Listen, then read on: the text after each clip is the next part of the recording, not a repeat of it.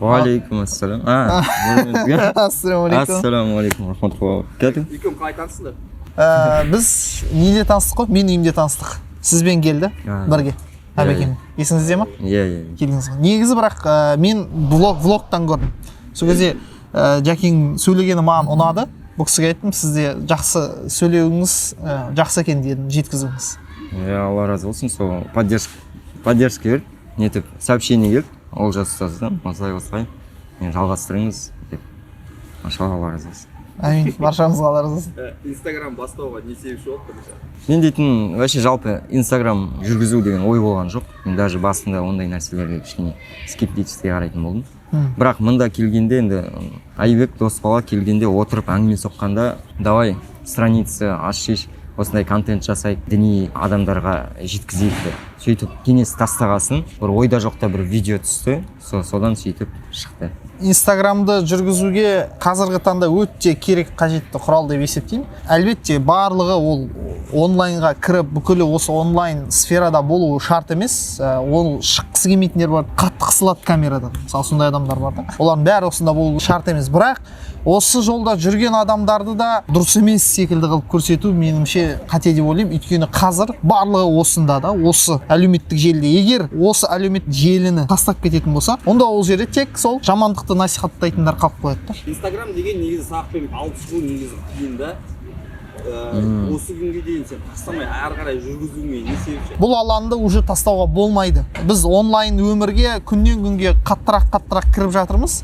Өмірде де дұрыс нәрсе айтылу керек, яғни онлайн өмірде. Яғни жастарға иманға қатысты дүниелерді өте әдемі бір подходпен, подачамен жеткізу керек деп ойлаймын. Сол үшін тастамай жатырмын. Ойыма қазір келіп тұрған нәрсе осы. Өйткені біз бұл сұрақтарға дайындалғанда жоқпыз. Жалпы осы себепті мен жеке өзім тастамай жатырмын әлі күнге дейін. Сол сұрақ қой да. Дінге қызмет, әрине. Сол дінге қызмет дегенде бір түсіндірген кезде бір ұстаз айтады, ол дінге қызмет деген адамның пікірлерін, ойын жақсы жағына бұру, ислами жақсы дұрыс пікір жайында бұруды сол дінге қызмет деп бір түсіндіреді. Сол сияқты бізде барымызша білген түйгенімізді жеткізуге. Өйткені өкінішке орай мен өз басымда айтатын болсам, кітап жазу білмеймін. Егер де кітап жазу білсем, бәлкім солмен қатты шұғылданатын шығармын. Себебі бұрынғы ғалымдарды қарайтын болса, бүткіл уақыттарын сол кітап жазуға арнаған. Біз енді кітап жаза алмағасын, видеолар түсірілетін болса жақсы пайдалы. Сол видеолар пока бір жоғалып кеткенше адамдар тыңдап пайда алып тұрса, бізге сауап тиеді. Даже біз дүниеден өтіп кеткеннен кейін. Сондай нәрселер қалдыру үшін. Қандай өзгеріс пайда болды? Енді мен шетелде ілім алуға келгендіктен түрлі адамдарды көрдім, түрлі адамдармен таныстым, түрлі ұлттарменен таныстым. Сондықтан адамда неше түрлі пікір болатынын түсіндім да. Және сол пікірлерді қабыл ете алу керек. Соны үйренеді екен адам шетелге шыққан кезде. Өзгенің пікірін қабыл ете алу. Өйткені түрлі алуан пікірлермен кездесеміз, түрлі адамдармен жолығамыз. Қызық жалпы. Адамдар түрлі болады екенін көрдік қой, басқаша.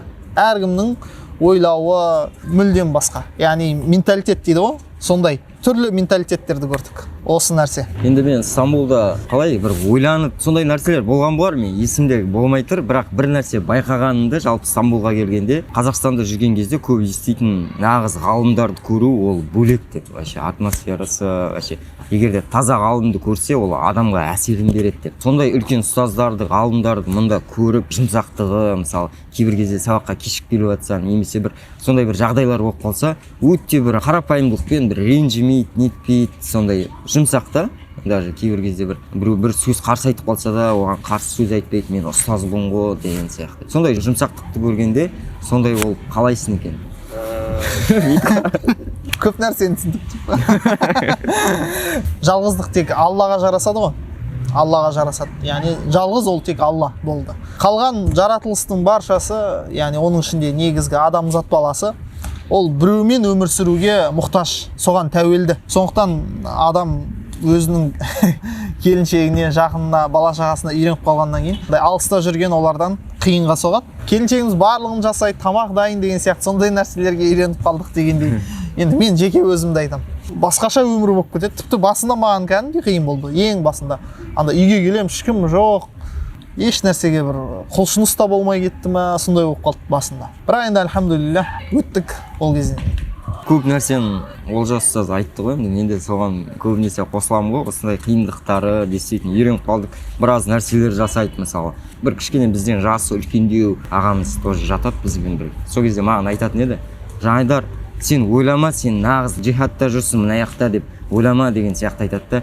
Нағыз джихадта жүрген ол сенің семьяң дейді. Ана жақта жүріп, сені былай айтқанда сағынып, мысалы мен балдарым бар, сол балдарымды қараластырып жатыр, мен қасында көмектесе алып жатқан жоқпын да, мысалы. Яғни нағыз дегенде көбірек деген сияқты маған айтып тұр да. Сондай нәрсе ойландырады. Қалайтын нәрселерім сол барынша тезірек семья бері қарай келсе екен, Стамбулды көрсе екен, бір жаңа қыдыртқым келеді. Кейбір андай қызықты жерлерге барғанда семья есіме түседі, мен қасымда болса осы нәрселерді көрсе болады, бірге эмоциямен бөлісейік деген сияқты. Сондай бір семьяға қатысты айтқым келген нәрсе. Рас. И әйел негізі өте үлкен бір көмекші ғой. Сауал қылып жүрген адам, мысалы сұрап жатыр, үйленейік па, үйленбейік па деген секілді.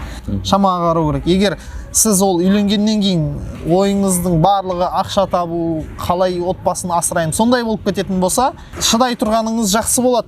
Егер әлбетте сіз зинаға түсіп кетуден қорықпасаңыз, ал егер зинаға түсуден қорқып жүрген болса, онда ол жерде еш нәрсе талқыланбайды деп ойлаймын. Ондай ер азаматқа үйлену керек. Және бұл қыздардың осылай келіншектердің жаңа айтып жатсыз ғой, джихад деп үлкен бір сауапты іс жасап жатыр. Олар үйленген студенттерге асын дайындап беру арқылы барлығын істеп береді. Олар тек қана оқу керек болды. Оларда ешқандай сылтау жоқ енді. Жұмыстан басқа, ақша табу керек деген ойдан басқа ешқандай сылтау жоқ. Тек қана не істеу керек, олар оқу керек болды. Сондықтан үйленген жігіттер оқыңыздар.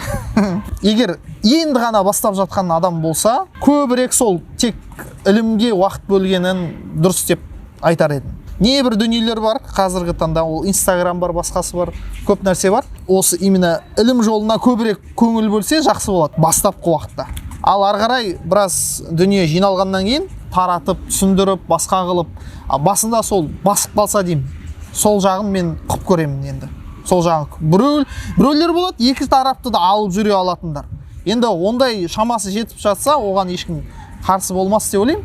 Бірақ басында ілім талап етуші адам, ілім ізденуші адам барынша сол ілімге кірісу керек қой. Сол кезде ол нағыз маман болып шығады да кейін болашақта.